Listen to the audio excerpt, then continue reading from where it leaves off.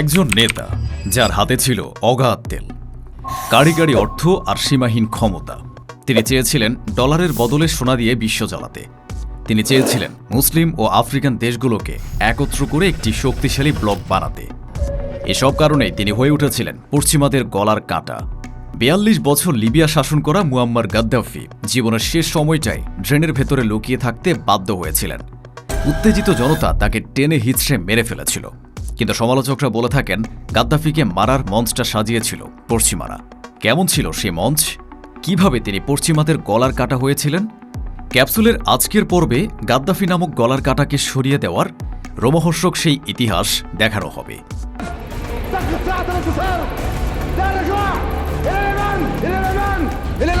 He was born in a Bedouin tent, came to power in a coup, and for more than 40 years. 1969 সাল। লিবিয়ার শাসক তখন বয়স্ক রাজা ইদ্রিস। তেল থেকে লিবিয়া যা আয় করত তা পশ্চিমা কোম্পানি, রাজপরিবার আর কিছু অভিজাত শ্রেণী ভোগ করত। সাধারণ মানুষ পেত উচ্ছিষ্ট অংশ। এই বৈষম্য মানুষের মনে আগুন তৈরি করে। এমন সময় সামনে আসে তরুণ সেনা কর্মকর্তা মুয়াম্মার গাদ্দাফি। তার বয়স তখন মাত্র ২৭। গাদ্দাফি আইডিয়াবাজ অফিসার ছিলেন। তার উপর সবচেয়ে বড় প্রভাব ছিল মিশরের জামাল আবদেল নাসেরের। নাসের সেনা কর্মকর্তা থেকে মিশরের প্রেসিডেন্ট হয়েছিলেন। তিনি ৩টা কাজের জন্য বিখ্যাত। ১. মিশর থেকে রাজতন্ত্র সরিয়ে দেয়া। ২. মিশর থেকে পশ্চিমাদের প্রভাব কমানো। ৩. আরব জাতীয়তাবাদকে জাগিয়ে তোলা। এসব দেখে গাদ্দাফি ভেবেছিল লিবিয়াতেও এমনটা করতে হবে। কিন্তু গাদ্দাফি ভালো করে জানত সরাসরি লিবিয়ার রাজাকে চ্যালেঞ্জ করা যাবে না। তাই সেনাবাহিনীর ভেতরে সে নিজের লোক তৈরি করে গোপনে পরিকল্পনা শুরু করে। এই গ্রুপটার নাম ছিল ফ্রি অফিসার্স মুভমেন্ট। ১ সেপ্টেম্বর ১৯৬৯। রাজা ইদ্রিস তখন বিদেশে গেছেন চিকিৎসা নিতে। এই সুযোগটাই নেয় গাদ্দাফির দল। কোনো বড় যুদ্ধ হয়নি, কোনো রক্তক্ষয়ী সংঘর্ষও হয়নি। কয়েক ঘন্টার মধ্যেই তারা রেডিও স্টেশন দখল করে নেয়। এরপর সামরিক ঘাঁটি এবং রাজধানী ট্রিপোলিও নিয়ন্ত্রণে নেয়। তারপর একটি ঘোষণা আসে, রাজতন্ত্র শেষ, লিবিয়া এখন জনগণের রাষ্ট্র।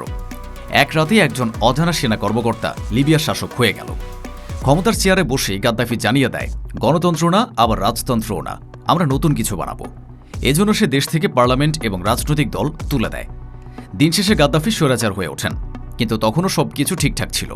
আসল খেলা শুরু হয় তখন যখন গাদ্দাফি হাত দেয় লিবিয়ার সবচেয়ে বড় সম্পদ তেলে। গোটা বিশ্বে তেল কেনাবেচা হয় ডলারে, ফলে আমেরিকা শুধু কাগজ ছাপিয়েই লাভবান হয়। গাদ্দাফি সিস্টেমটা চেঞ্জ করতে চেয়েছিল। তার যুক্তি ছিল খুব সোজা, আফ্রিকার কাছে তেল আছে, সোনা আছে, সম্পদ আছে, তাহলে আমরা কেন অন্যের মুদ্রা বেচব? এই চিন্তা থেকে আসে গোল্ড দিনার আইডিয়া। গোল্ড দিনার হলো এমন একটি মুদ্রা যার ভ্যালু কাগজে না, সরাসরি সোনার সাথে যুক্ত।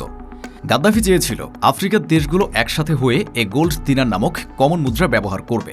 তেলসহ অন্যান্য সম্পদ এই মুদ্রায় বিক্রি করা হবে। ফলে আমেরিকার মাথা ব্যথা শুরু হয়। এ প্রসঙ্গে পরে আসছে। এবার লিবিয়ার ভেতর নজর দেওয়া যাক। নতুন ক্ষমতায় আসা গাদ্দাফি লিবিয়ার ভেতরে থাকা বিদেশি তেল কোম্পানিগুলোর বিরুদ্ধে দাঁড়ান। লিবিয়ার সঙ্গে তেল কোম্পানিগুলোর চুক্তি কাটছাট করা হয়। গাদ্দাফির একক প্রচেষ্টায় লিবিয়া থেকে পশ্চিমা তেল কোম্পানিগুলোর আধিপত্য কমে যায়। ফলে লিবিয়ার রাজত্ব হঠাৎ করে বেড়ে যায়। অগাধ টাকা আসতে শুরু করে। আর গাদ্দাফি এই টাকা দিয়ে এমন সব কাজ করতে থাকেন যা তাকে হিরো বানিয়ে দিয়েছিল। তেলের টাকায় তিনি ফ্রি শিক্ষা, ফ্রি স্বাস্থ্যসেবা, বাড়ি বানানোর সহায়তা সহ নানান উন্নয়নমূলক কাজ শুরু করেন। একটা সময় লিবিয়া হয়ে ওঠে আফ্রিকার অন্যতম সমৃদ্ধ দেশ। গাদ্দাফির সবচেয়ে বড় প্রকল্পগুলোর একটি ছিল great man made river.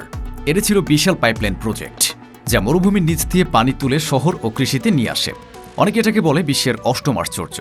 Gaddafi প্রমাণ করেছিলেন পশ্চিমাদের ছাড়াই নিজের পায়ে দাঁড়ানো সম্ভব।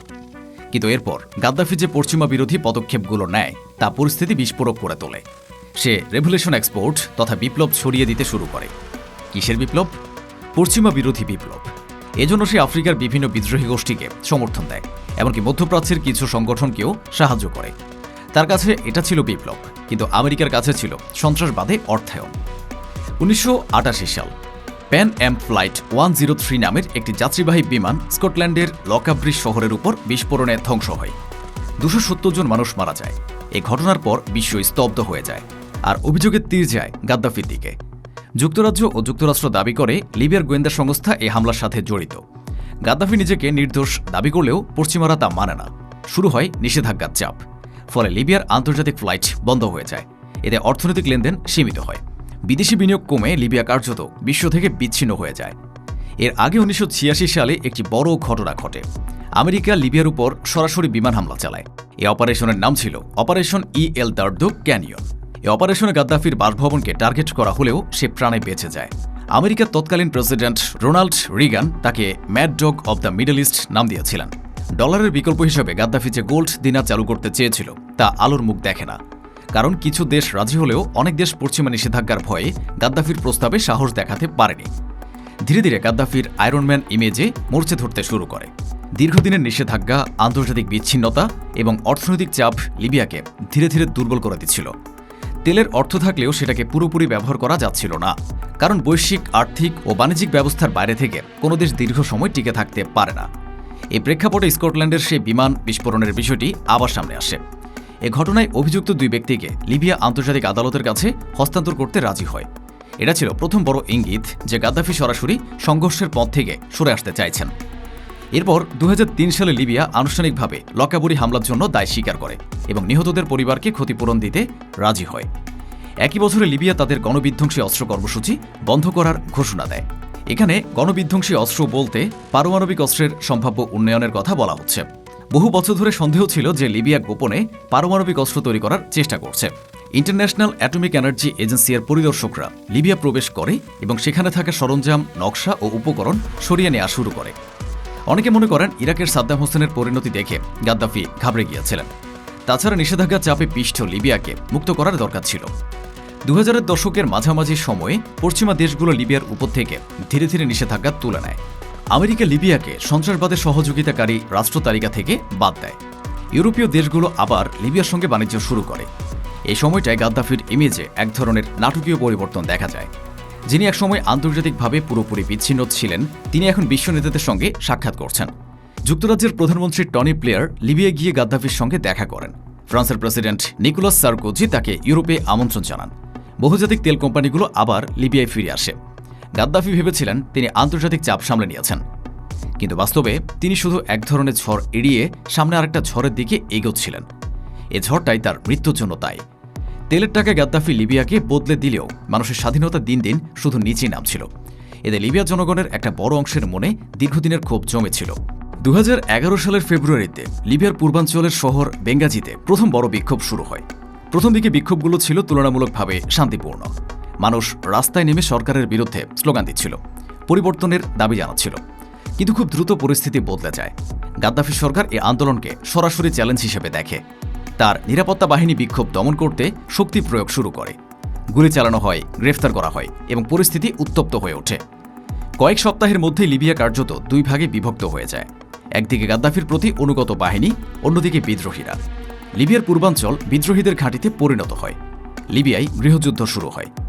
এ সময় এক ভাষণে গাদ্দাফি আন্দোলনকারীদের ইঁদুর বলেন। তিনি বলেন তিনি লিবিয়া ছেড়ে যাবেন না এবং প্রতিটি শহর, প্রতিটি রাস্তা থেকে বিরোধীদের নির্মূল করবেন। এ সুযোগে পশ্চিমারা আবার গাদ্দাফিকে চেপে ধরে। 2011 সালের মার্চে জাতিসংঘ একটি প্রস্তাব পাশ করে, যার মাধ্যমে লিবিয়ার আকাশসীমায় নো ফ্লাই জোন আরোপের অনুমতি দেওয়া হয়। এর অর্থ হল গাদ্দাফির বিমান বাহিনী আর স্বাধীনভাবে অভিযান চালাতে পারবে না। কারণ গাদ্দাফির সবচেয়ে বড় শক্তিগুলোর একটি ছিল তার সামরিক বাহিনী, বিশেষ করে বিমান শক্তি। যখন সেটা সীমিত হয়ে যায়, তখন বিদ্রোহীদের জন্য সুযোগ তৈরি হয়। একই সাথে আন্তর্জাতিক সমর্থনও ধীরে ধীরে বিদ্রোহীদের দিকে ঝুঁকতে থাকে। লিবিয়া ইস্যুতে আমেরিকা একটু ভিন্নভাবে খেলছিল। ইরাক বা আফগানিস্তানের মতো তারা লিবিয়াতে বড় আকারের সেনা পাঠায়নি, বরং একটি লো ফুটপ্রিন্ট কৌশল নেয়। এই কৌশলে আমেরিকা নেতৃত্ব দেয়, কিন্তু সামনে আসে না। ইউরোপীয় দেশগুলোকে সামনে রাখা হয়, আর লিবিয়ার স্থানীয় বিদ্রোহীদের গ্রাউন্ড ফোর্স হিসেবে ব্যবহার করা হয়। মানে ওয়াশিংটন আড়ালে থেকেই সবকিছু করছিল। ফ্রান্স ও ব্রিটেন মিলে গাদ্দাফির সরকারি বাহিনীর উপর ব্যাপক বিমান হামলা শুরু করে। আমেরিকার মূল ভূমিকা ছিল গাদ্দাফির কমান্ড এবং কন্ট্রোল সেন্টারগুলো ধ্বংস করে দেওয়া, যাতে তার বাহিনী বিদ্রোহীদের দমনে বিমান বা ভারী অস্ত্র ব্যবহার করতে না পারে। 2011 সালের মাঝামাঝি থেকে পরিষ্কার হয়ে যায় এই যুদ্ধ দীর্ঘস্থায়ী হলে গাদ্দাফির পক্ষে টিকে থাকা কঠিন। একের পর এক শহর তার হাত থেকে বেরিয়ে যেতে থাকে। 2011 সালের শেষ দিকে দেখা গেল গাদ্দাফি এখন যুদ্ধ করছেন না, যুদ্ধ থেকে নিজেকে বাঁচানোর চেষ্টা করছেন। গাদ্দাফির জন্মস্থান সিরতে শহর তার শেষ আশ্রয়ে পরিণত হয়। এই শহরটি ছিল তার শক্ত ঘাঁটি। শেষ পর্যন্ত এখানেই তিনি টিকে থাকার চেষ্টা করেন, কিন্তু শহরটি চারদিক থেকে ঘিরে ফেলা হয়। বিদ্রোহীরা এগিয়ে আসছে, পালানোর পথ বন্ধ। গাদ্দাফি নিজে অত্যন্ত সতর্ক ছিলেন এবং কোনো ইলেকট্রনিক ডিভাইস ব্যবহার করছিলেন না। কিন্তু তার ছেলে মুতাসিম বিল্লাহ গাদ্দাফি একটি বড় ভুল করে বসেন।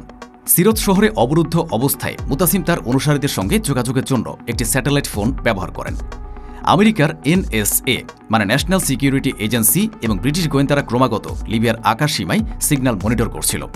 মুতাসিম যখনই ফোনটি অন করে তখনই আমেরিকান গোয়েন্দারা তার জিপিএস কোঅর্ডিনেট পেয়ে যায় বলে ধারণা করা হয়। তারা বুঝতে পারে গাদ্দাফি এবং তার কোর টিম এই নির্দিষ্ট এলাকাতে অবস্থান করছে। 20 অক্টোবর 2011 গাদ্দাফি শীর্তে থেকে বের হওয়ার চেষ্টা করেন। একটি কনভয়ের মাধ্যমে তিনি শহর ছেড়ে পালাতে চান। তখন আমেরিকার নেভাদা রাজ্যের কন্ট্রোল রুম থেকে আমেরিকান পাইলটরা ড্রোন পরিচালনা করছিল। 20 অক্টোবর সকালে যখন গাদ্দাফির 75টি গাড়িবহর পালানোর চেষ্টা করছিল তখন লাস ভেগাসের কাছে অবস্থিত ক্রিচ এয়ারফোর্সের বেস থেকে পরিচালিত একটি ড্রোন প্রথম মিসাইলটি ছোড়ে। আমেরিকার ড্রোনের হামলার পরপরই ফ্রান্সের রাফাল যুদ্ধবিমান গাদ্দাফির বাকি কনভয় তছনছ করে দেয়। এ যাত্রায় গাদ্দাফি বেঁচে যান কিন্তু আহত হন। এরপর যা ঘটে সেটাই ইতিহাসের সবচেয়ে আলোচিত দৃশ্যগুলোর একটি। গাদ্দাফি পালিয়ে গিয়ে আশ্রয় নেন একটি ড্রেন পাইপের ভেতরে। পাইপ না বলে কালভার্ট বলাই ভালো। একজন নেতা যিনি একসময় নিজেকে আফ্রিকার সবচেয়ে শক্তিশালী মানুষদের একজন মনে করতেন, তিনি এখন মাটির নিচে লুকিয়ে আছেন। কিছুক্ষণের মধ্যে বিদ্রোহীরা তাকে খুঁজে পায়। ভিডিও ফুটেজে দেখা যায় তাকে টেনে বের করা হচ্ছে। চারপাশে উত্তেজিত জনতা। ধরা পড়ার পর তাকে মারধর করা হয়, প্রচুর টানাহেঁচড়া করা হয়। গাদ্দাফির মৃত্যু ঠিক কিভাবে হয়েছে তা নিয়ে আজও বিতর্ক আছে। কেউ বলে গুলিতে, কেউ বলে আঘাতে। কিন্তু একটা বিষয় পরিষ্কার, এটা কোনো আনুষ্ঠানিক বিচার ছিল না। গাদ্দাফির মৃতদেহ পরে জনসম্মুখে প্রদর্শন করা হয়। মানুষ এসে দেখে, ছবি তোলে, ভিডিও করে। একসময় পশ্চিমাদের সঙ্গে তার সম্পর্ক স্বাভাবিক হয়েছিল, কিন্তু তাকে কেউ বাঁচায়নি। তার মৃত্যুর খবরে আমেরিকার তৎকালীন পররাষ্ট্রমন্ত্রী হিলারি ক্লিন্টন হাসি মুখে জুলিয়াস সিজারের বিখ্যাত উক্তি ভেনি ভিডি ভিসি নকল করে বলেন, we came, we saw, we died. গাদ্দাফির মৃত্যু প্রমাণ করে শত্রুই থাকে, ঘষামাজা করে বন্ধু বানানো যায় না। আরও প্রমাণ করে পশ্চিমাদের স্বার্থের বিরুদ্ধে গেলে টিকে থাকা কঠিন হয়ে যায়।